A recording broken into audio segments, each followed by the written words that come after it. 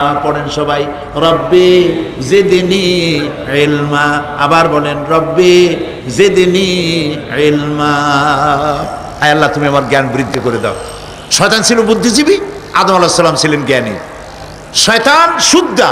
আল্লাহ পাক যখন সকলকে বললেন উসজুদু লিআদামা, সবাই মিলে আদমরে সেজদা দাও, ফাসাজাদু, সবাই মিলে সেজদা করলো, ইল্লা মিস্টার ইবলিস সেজদা করলো না। আবা ওয়াস্তাকবারা ওয়া কানা মিনাল কাফিরিন, কপাল পুড়ল, জম্মের পোড়া। এখন ও যে বুদ্ধিজীবী, দুনিয়ার বড় বুদ্ধিজীবী, দেখেন অবস্থা। আল্লাহ পাক জিজ্ঞেস করলেন, ইবলিস রে, আমার হুকুমটা তুই মানলি না কেন? কোন জিনিস তোরে বাধা দিল আমার হুকুম অমান্য করতে? মানলি না কেন? ও তখন, ও তো বুদ্ধিজীবী, বুদ্ধির আশ্রয় নিয়েছে। সে বলছে, আল্লাহ পাক, এটা মানি নাই একটা বৈজ্ঞানিক কারণেই, একটি দার্শনিক কারণেই মানতে পারি নাই। কারণ হচ্ছে, খালাকতানি মিন নার ওয়া খালাকতাহু মিন তিন। তারে বানাইছো মাটি দিয়া, আমারে বানাইছো আগুন দিয়া। আনা খায়রুম মিনহু, আমি ওর থেকে অনেক ভালো। নাউযুবিল্লাহ।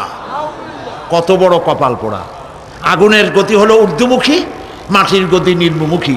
ঊর্ধ্বগতি সম্পন্ন একটা জিনিসকে নিম্নমুখী জিনিসের সামনে মাথা নত করতে বলা তোমার একটা অবৈজ্ঞানিক অদার্শনিক হুকুম হয়ে গেছে।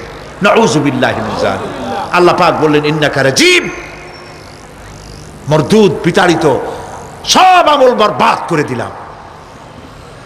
দেখেন, অপরাধ শয়তান করেছে, অপরাধ আদম আলাইহিস সালামও করেছে।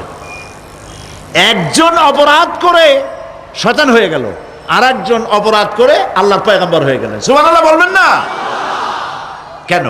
কারণ হলো, শয়তান বুদ্ধিজীবী, বুদ্ধির আশ্রয় নিল। আদম আলাইহিস সালাম তিনি বুদ্ধির আশ্রয় নেন নাই, তিনি আকলের, তার জ্ঞানের কাছে তিনি আশ্রয় নিয়েছেন। অর্থাৎ তিনি চিন্তা করতেছিলেন যে আল্লাহ পাক আমাকে নিষেধ করলেন একটা গাছের কাছে যেতে, আমিও গেলাম, বউও গেল, যা নিষেধ করলেন সেটা করলাম। এখন যদি আল্লাহ আমারে প্রশ্ন করেন যে আমার হুকুম অমান্য করলা কেন, কি জবাব দেব? আদম আলাইহিস সালাম জবাব খুঁজে পাচ্ছিলেন না। কিন্তু আমি ওই আয়াত তেলাওয়াত করার পর সর্বপ্রথম সেই ছাত্র জীবনে আমি চিন্তা করলাম জবাব তো একটা দিতে উনি পারতেন। ছাত্র মানুষের মধ্যে তো নানান চিন্তা আসে, তো আমার চিন্তা আসলো উনি একটা জবাব তো দিতে পারতেন, আমাদের আবাল বাসার একটা জবাব তো দিতে পারতেন, এই যে আল্লাহ পাক, সবই ঠিক আছে, অপরাধ আমি করেছি, ভুল আমি করেছি, কিন্তু আমার এটা জানতে ইচ্ছে হয়, জান্নাতের সমস্ত নাজ নেয়ামত আমার জন্য তুমি জায়েজ করে দিলা, যে গাছটার কাছে যাওয়া যাবে না, ফল খাওয়া যাবে না, এরকম একটা গাছ জান্নাতের মধ্যে বানাইয়া আমার বিপদে ভালাইলা কেন?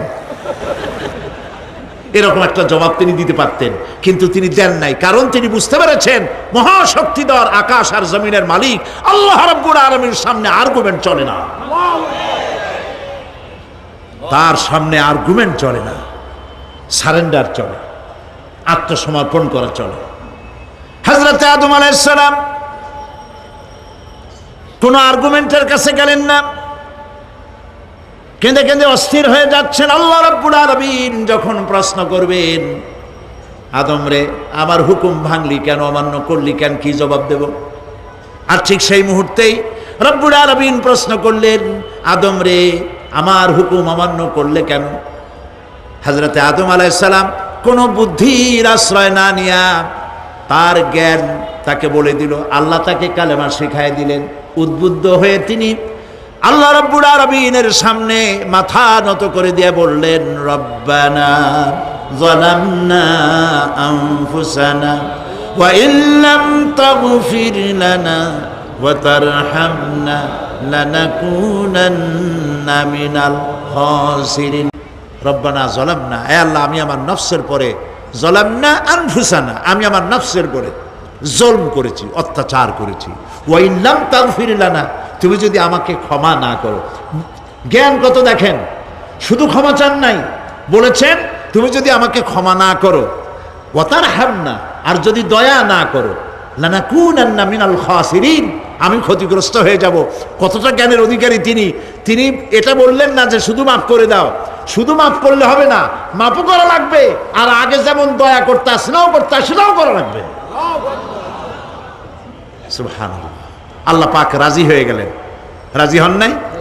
আল্লাহ রাব্বুল আলামিন হযরত আদম আলাইহিস সালামকে শুধু ক্ষমা করলেন না, ক্ষমাও করলেন, আর নবীর মর্যাদা দিয়ে আল্লাহ রাব্বুল আলামিন দুনিয়ায় পাঠাইয়া দিলেন।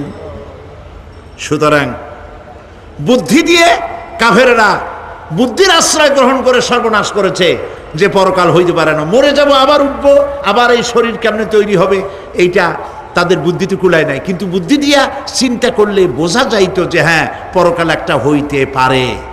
আর একটা কথা বলি, সেটা হলো এই, বহুত মানুষ আছে পরকাল বিশ্বাস করে না, আছে না? এমন আছে।